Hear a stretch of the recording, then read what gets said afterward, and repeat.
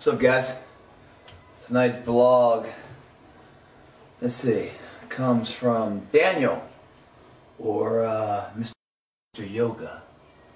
Mr. Yoga Daniel. Alright. He writes, "Hey Greg, a big thank you for your help. I followed your advice from the website, and it helped me land a full-page interview in Men's Health magazine recently. Very cool. I now have been given a monthly yoga column in Men's Health magazine in Turkey." Badass, man. That's sweet. My last photo shoot also turned out to be the best to date because of your advice. Please keep up the great inspiring work and keep being the honest, full of integrity type of person you seem to be. I didn't write this. This guy's writing to me, and I'm blown away. This is awesome. I'm already teaching 20 classes of power yoga a week, plus working out 6 times a week following your workout plan. My question is, how much rest do I need to maximize recovery for the workouts? Wishing you all the best in life. Has to offer. Enjoy the journey. Daniel. Man, Daniel, before I get into that, man, thank you, man. Fucking right there in the heart, man.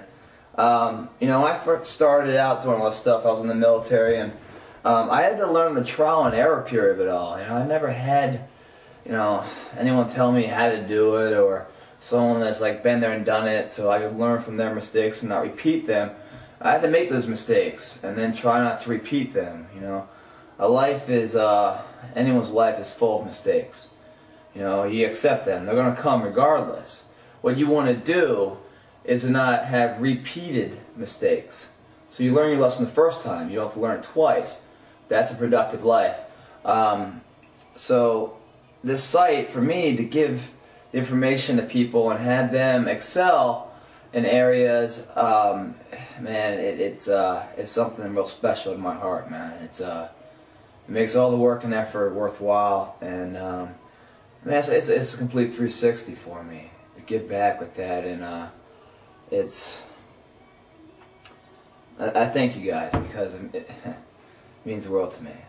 But hey, Daniel, so let's get into your questions. It's a really good one. It's about rest. I've said this before in other video blogs, but let me reiterate that your ideal figure, what you're stemming to be, what you want to transform into be, is a component of 4 factors in that equation. Each one holds the same amount of weight, meaning each one is as important as the other. Those 4 factors are your lifting program, your anaerobic strength. When you go in the gym and you press that iron to build the muscle and rip the actin, myosin, and the saccharin, that's your first step, right?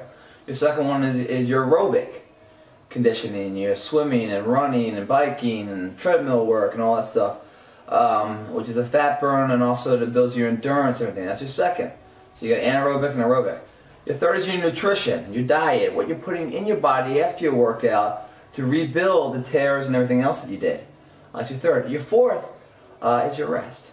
And your rest isn't just sleeping. There's active rest, and then there's non-active rest. And I'll get into that. But you know, each one of them holds the same weight. So if you cut one of those legs out of the equation, your overall figure isn't going to look the way you want it to look.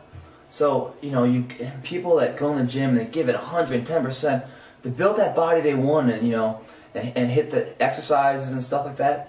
And then they leave the gym and they go party that night, and you know, they're not getting the nutrition, and then you know, they're up all night and then they don't sleep, and you know, you're doing an injustice. You might as well not have gone to the gym. They're one-on-one the same. They're as important as going to the gym. Everyone thinks just the gym or just the run.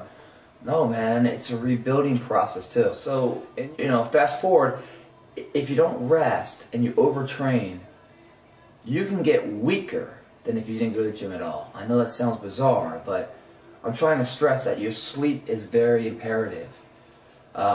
It's a double-edged sword, man. You do the training, and you gotta rebuild it with the right nutrition and the right sleep. Okay, so to answer Daniel's question now, long-winded as I always am, I think 48 hours per muscle group is ideal.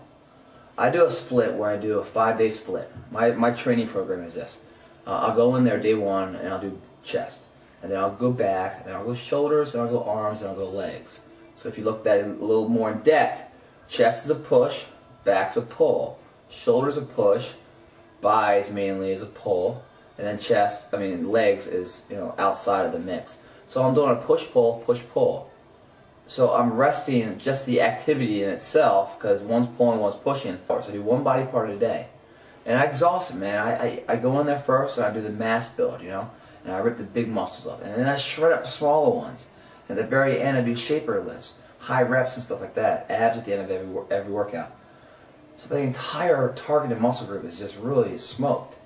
Then I give it a 48-hour period. I don't revisit that again until secondarily with shoulders. But the next time I hit chest, this is Monday chest, Tuesday back, Wednesday shoulders, Thursday arms, Friday legs. I don't take a day off. I go right back, Saturday being chest. So it's 1, 2, 3, 4 full days of rest before I hit this chest again. Even though I do hit a little bit with shoulders and a little bit with tries. So that's done me very well. And it's one body part a day.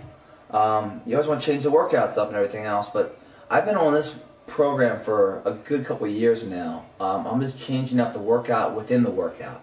Not changing up whether it's a certain... breakdown real simple. You need at least 48 hours before you even touch that muscle group again, because it needs that time to grow back. Now, it would do you really good, you know, if you use something called active rest. Even though, like, you take an entire day off from the gym, let's say, if you want to. You don't sit on the fucking couch. You get up and you do something. You go for a bike ride. You go to the beach and play volleyball. You go to the batting cage and, you know, just start hitting some balls. You're using your muscles in a different form, more of an endurance style. But it's resting the load-bearing stress that you normally give it. I hope I answered your question, Daniel. I loved your email. Thank you so much for, you know, just having the courage to write that, man. It means a lot to me, and I hope you're watching this, because you know what I do out there that helps other people. Well, what you just did to me right there really inspired me too. So it's this world's a give and take, man. The more you give, I think the more you get. And so, but anyway, for rest, 48 hours is a key. I do a body part a day, and that, I believe, is all I gotta say on the rest period. If I didn't answer your question, shoot me another email. I'll go into more depth, but that's your baseline rest period. Oh, and then here's the other thing. As I continue to go along with it, rest period, right? Ideal rest, 8 hours of sleep a day. 8 hours. Very hard to get 8 hours, right? But that's the ideal equation, you know. You're up for 16, you're down for 8, you know, a day. That's what looks good on paper. Is that the reality of the situation? No. What's ideal and what's reality are usually two different things. Whatever your body gets into, whatever sleep rhythm patterns it does get into, your body will learn to function and grow from that state. It's important, if you usually get 4 hours of sleep, you know, when you're off days, when you can sleep in, it's better that you wake up on that 4-hour mark, you know, read the paper, and then take a nap in the afternoon. Stay on the sleeping patterns. It's your body. It's your body's reserve. It's what your body knows and expects to grow from. If you keep changing up and you switch up your sleeping patterns on the weekends, you just go balls to the wall and you go out partying and everything else, and you're up till 4 in the morning, and then you're getting up at 6, or you're sleeping till 4 in the afternoon, and you're going back. You're really going to mess up your training pattern that week. You think it's only a day, but it will catch up to you in that week. You're better off if you go to sleep at like 4 in the morning, and you usually get 4 or 5 hours sleep.